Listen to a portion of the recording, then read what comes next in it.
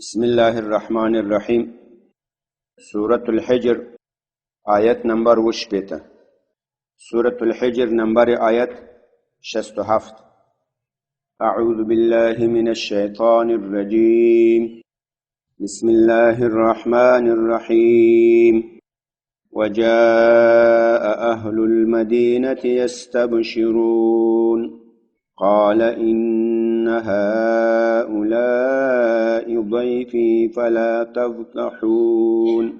قال إن هؤلاء ضيفي فلا تفضحون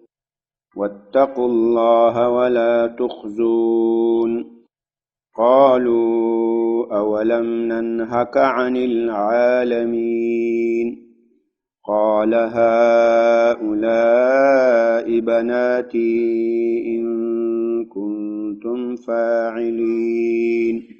لعمرك إنهم لفي سكرتهم يعمهون فأخذتهم الصيحة مشرقين فجعلنا عاليها سافلها وأمطرنا عليهم حجارة من سجيل إن في ذلك لآيات للمتوسمين وإنها لبسبيل مقيم إن في ذلك لآية للمؤمنين. بسم الله الرحمن الرحیم. موږ تاسې د ابراهیم علیه السلام قصه دې ځای ته رارسولې وه چې کله چې ابراهیم علیه السلام ته ملایکه د میلمنو په د انسانانو په صورت و هیئت کې راغلې. ابراهیم علیه السلام هغه ته روټۍ راوړه، کباب سوی خوسی ورته راوړ، ګوساله کباب شده. هغوی له هغو نه خوراک نه کول. ابراهیم علیه السلام له هغو نه احساس د ویرې وکړو. هغو ملایکو ورته وویل چې موږ د الله تعالی له طرف نه رالیږل شوي ملایکې یو، موږ خوراک نه کوو. ابراهیم علیه السلام چې پوه شو چې دا د الله له طرف نه راغلي، بیا ورته ویل د تاسې وظیفه څه ده، تاسې په څه شي باندې رالیږل شوي یاست؟ دوی ورته وویل وایي موږ دلته یو ګناهګار قوم ته رالیږل شوي یو، سدوم خاریې ته، چېرته چې لوط علیه السلام خلکو ته دعوت تبلیغ کوي او هغوی به موږ تباه کوو. یو د لوط علیه السلام کورنۍ دې ته به نجات ورکوو، خو د لوط علیه السلام په کورنۍ په خاندان کې به د ده بیبي دا نجات نه مومي. در خانه و در اهل بیت لوط علیه السلام هم زن او نجات پیدا نمیکنه، ځکه د ده بیبي چې ده هغه کافره وه د لوط علیه السلام،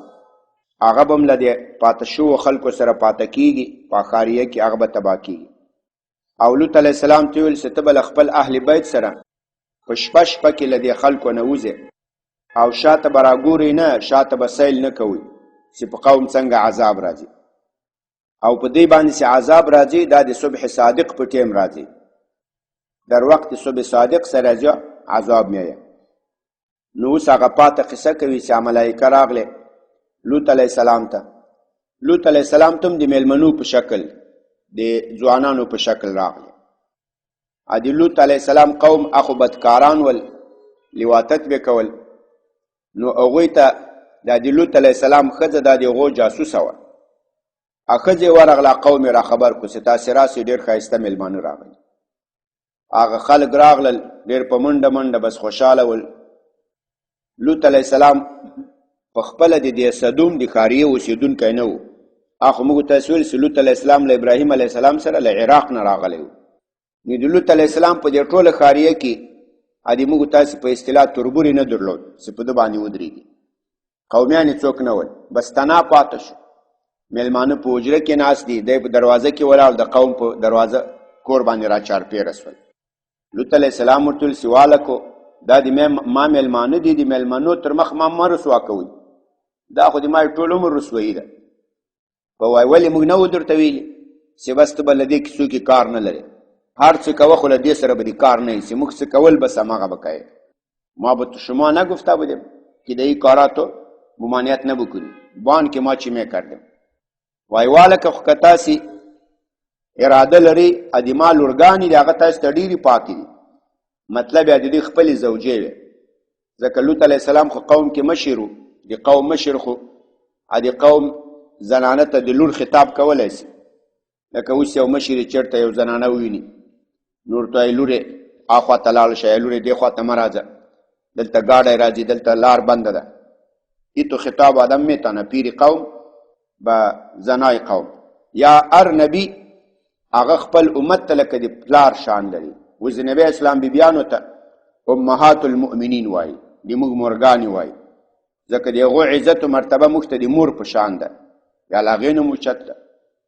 د نبی علیه صلات وسلام عزت و شرف موږ ته د پلار په نسبت ده نو وایي یا یې له دې جنه ورته ویل سه له دې وجې نه چې امو دخترای ما به شما پاک است د دې خپلې بیبیانې ورښولې ځکه دی نبي د دې امت و نبي امت نسبت به امت شأن پدر داره و یای مطلب دا و چې دا موجوده لورانې چې ما په کور کې دي دا به زه تاسو ته در په نکاح کم دا تاسو ته پاکې دي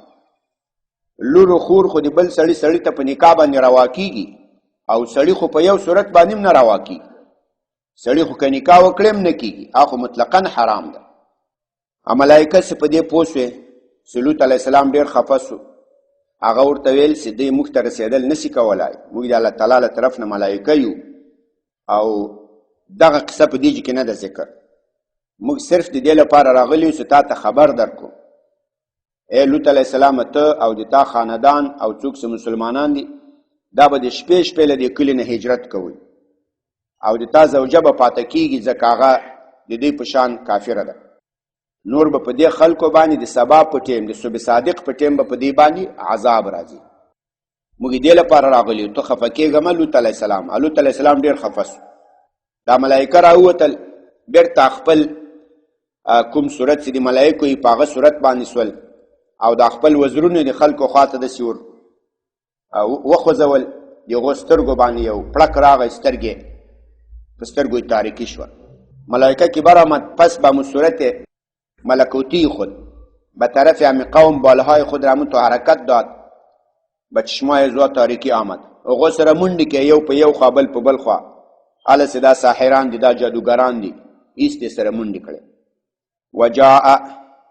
او راغلل ملائکه راغلی لوط علیه السلام ته د انسانانو په شکل د میلمنو په شکل د لوط علیه السلام بیبي هلته شیطنت وکړو جاسوسي وکړه وجاء اهل المدینه او راغلل دا د ښاریې خلک مردم شهر آمدن یستبشرون په داسې حال کې چې دوی خوشحالي کوله استبشر استبشار خوشحالي کردن که این کار برابر شد د دې فحشا د دې ناروا ته لاره جوړه شوه قال د لوط علیه السلام کور باندې ګیره واچوله چاپه یې واچوله محاصره یې کو قال لوط علیه السلام ورته ویل ان هؤلاء یقینا دا کسان چې دي ضیفي دا د ما میلمانه دي فلا تفضحون نو تاسې ما مه رسوا کوئ فضحه یفضح فضاحة رسویی ته وایي فلا تفضحون تاسې ما مه رسوا کوئ ما مه ذلیلوئ ما مه شرمنده کوئ دلته یا د متکلم محذوف ده کسره یې پاته ده فلا تفضحونی ما مه رسوا کوئ مره رسوا نه بکنید دا خو د ما ډېر شرم ده دا د ما لپاره ډېر پیغور ده چې ما میلمنو سره داسې غلط چلند وسي واتقوا الله له الله تعالی نه ویریږئ ای قومه ولا تخزون اخزا یخزي اخزا باب د افعال لخزي رسویی ته وایي اخزا یخزي اخزا بل سړی رسوا کول ذلیل کول د یو چا عیوب خلکو ته پاش کول دلته بیا د متکلم محذوف ده ولا تخزونی او ما مه ذلیلوئ مره ذلیل نه کنید قالو د کافر قوم ویل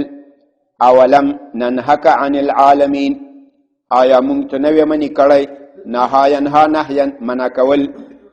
آیا ما تو را منع نکرده بودیم عن العالمین له خلکو نه ما تو را از مردم منع نکرده بودیم چې تو به له خلکو سره کار نه لري بس موږ له تا او د تا له خاندان کورنۍ سره کار نه لرو تو به مونږ سره کار نه لري دا لکه دا نن سبا هم دا بعضې خلک کوم ملا چې داسې خبرې وکړي د پاچیانو د امیرانو په مقابله کې بیا ورته خپله ملایي دي کوه په دې خبرو کې به ته کار نه لري کنه خیر بدی نه امرای قصاتو کار نداشته باش.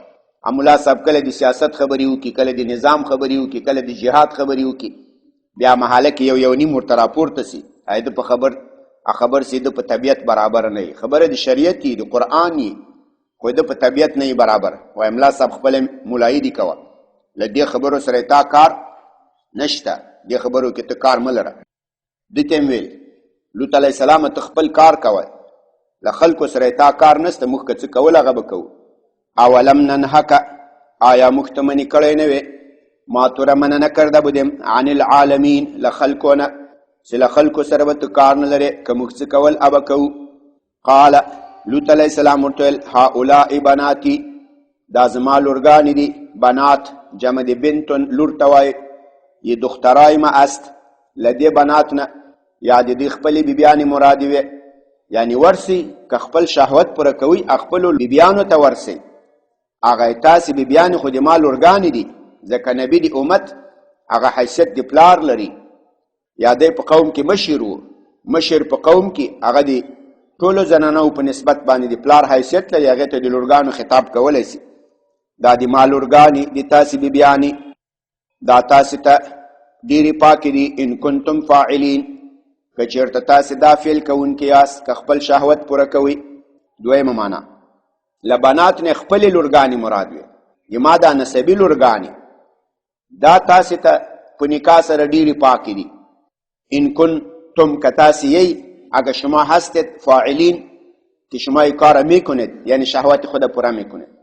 راسي د ما لورګانې د تاسې ته به په نکاح درکم. نو هغه لور و خور هغه خو په نکاح حلالیږي کانه، د سړي خو له سړي سره په یو صورت کې جواز نشته، هغه خو په نکاح نه حلالیږي. په دې ظاهرا سوال کړی چې دا قوم خو کافر و او لوط علیه السلام او د ده لورګانې هغه مسلمانې وې، نو دا نکاح به څنګه شي؟ دا په هغه وخت کې د مسلمانو د کافر دا نکاح جایز وله، لکه د موږ تاسې په دین کې د نبی علیه الصلاة والسلام په اول وخت په ابتدا کې هلته هم د مسلمانو د کافر نکاح جایز وله، تر څو چې نبی اسلام هجرت نه و کړی. له هجرت نه وروسته هم ډېر وخت و، بیا وروسته حرمت راغی چې مسلمان به له کافر، کافر به له مسلمان سره نکاح نه کوي. نو دلته هم داسې و. لعمرک، الله تعالی نبی علیه الصلاة والسلام ته وایي دا لام لپاره د قسم ده، د ما د قسم یې په عمر ستا. دا لعمر دا اصلا عمر ده، عمر دا نور هغه عین مضموم وي، عین پیش لري عمر،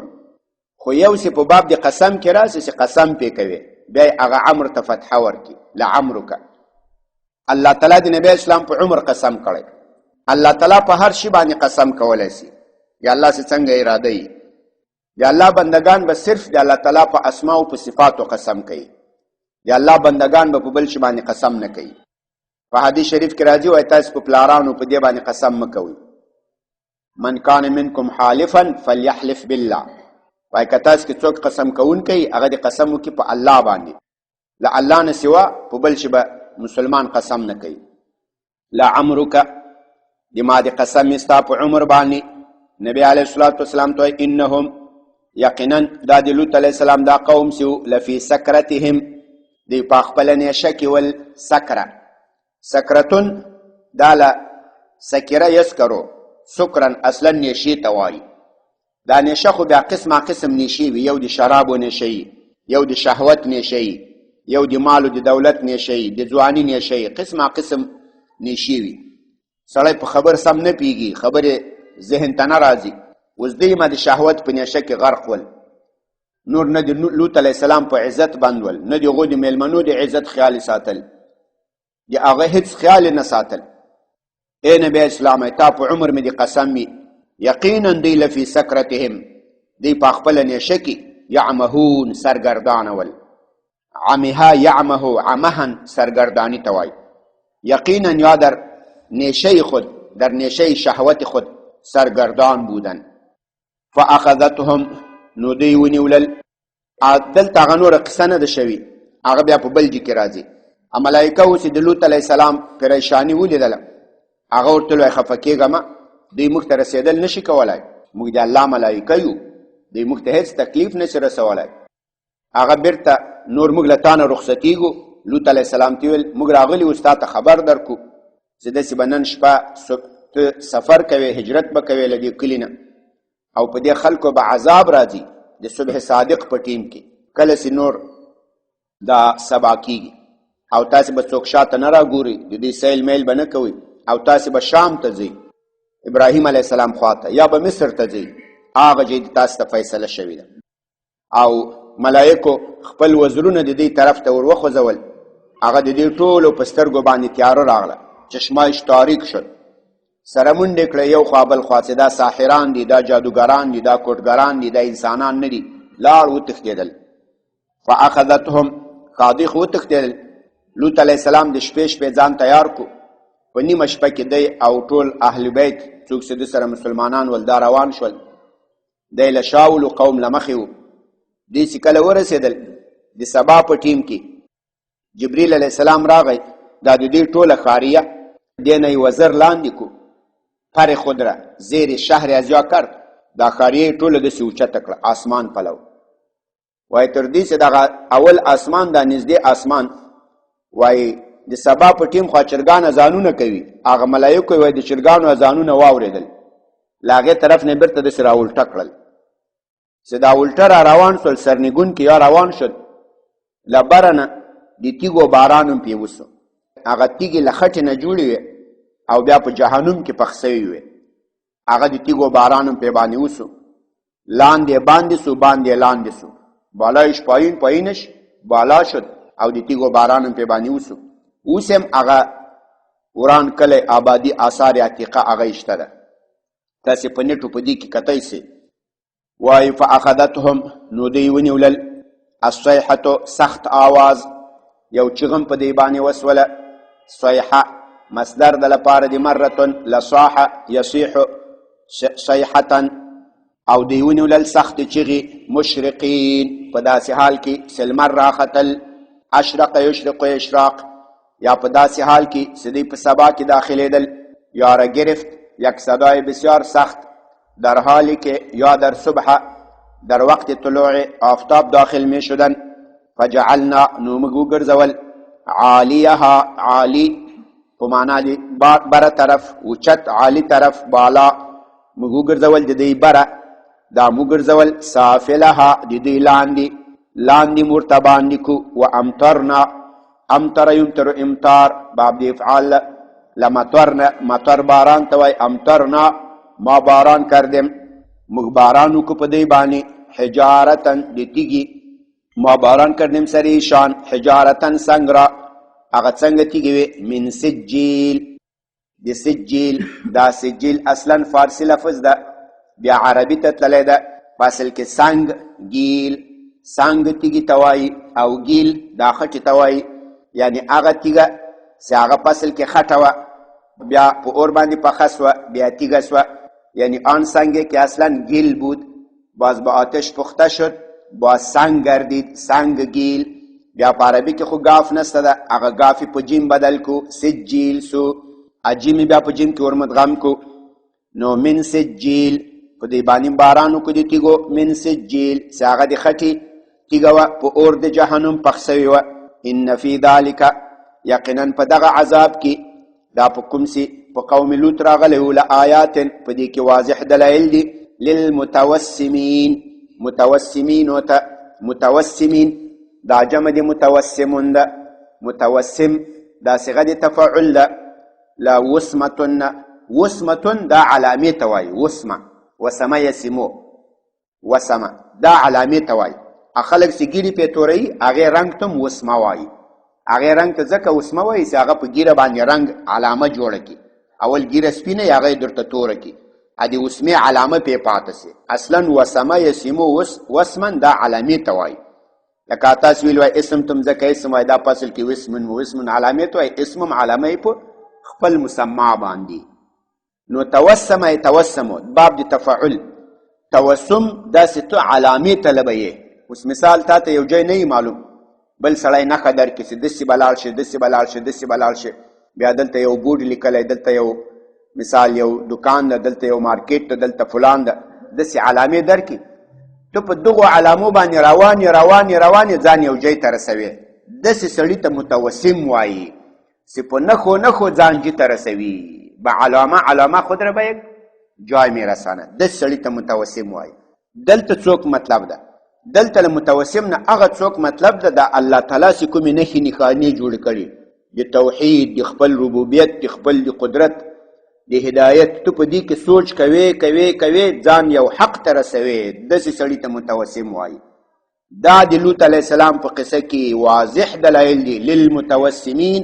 هغه څوک چې په علایمو سره ځان مقصود ته رسوي، په نښو نښانو سره ځان مطلوب ته رسوي. په دې کې چې سوچ فکر وکړې ته به یو مطلب ته ورسېږې. و انها او یقینا دا قریه د لوط چې ده، دا ښاریه د لوط چې ده، دا کومه چې هلاک شوه، لبسبیل خامخا دا په لاره کې ده، مقیم دائم مقیم. داسې به کله عربو له مکې نه هجرت کول له جزیرة العرب نه شام ته،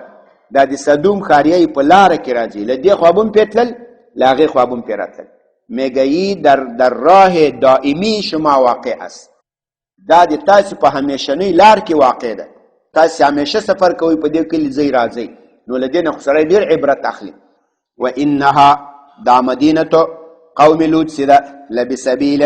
دا په هغه لاره کې واقع ده، مقیم دائمي همیشنۍ. ان فی ذلک یقینا په دې واقعه دي صدوم کې لآیة، په دې کې واضح دلیل ده للمؤمنین، لپاره د مؤمنانو. همدې چې پورې بس. سبحان ربك رب العزة عما يصفون وسلام على المرسلين والحمد لله رب العالمين. یا الله د قرآن کریم دا ترجمه او تفسیر خپل حضور کې قبول او منظور کړي. که څه زیادت و نقصان شوی یا الله ته موږ ته معافي وکړي. په حاضر جمعیت باندې فضل و رحم وکړي. عزت و پرده خوندي وساتي. یا الله له شر پسند او له بدو خلکو نه خپل حفظ و امان کې وساتي. بچیان، لورګانې راته نیکان صالحان د دین خادمان لوی کې. حاضر مجلس باندې فضل و رحم وکړي. طالبان د دین، طالبان عالمان با عمل جوړ کړي. نور محله کې موږ ټول ماشومان یا الله نیکان صالحان کې په اسلامي ملکونو کې امن و امان او اسلامي نظام قایم کې. یا الله دا بارانونه، دا واورې، دا د خیر و برکت وګرځوي. یا الله د دې له شر و له دې له ضرر نه خپل حفظ و امان کې وساتي. نور چېرته چې مسلمانانو ته یا الله تکلیف یې په هغو باندې اسانه کې. یا الله چېرته چې په دې کې لوی خیر و برکت وي په غرونو، په ځنګلونو، یا الله هلته ښه بارانونه، ښه وریځې وکړي، مسلمانان یې له تکلیف نه په امان وساتي. وصلی الله تعالی علی خیر.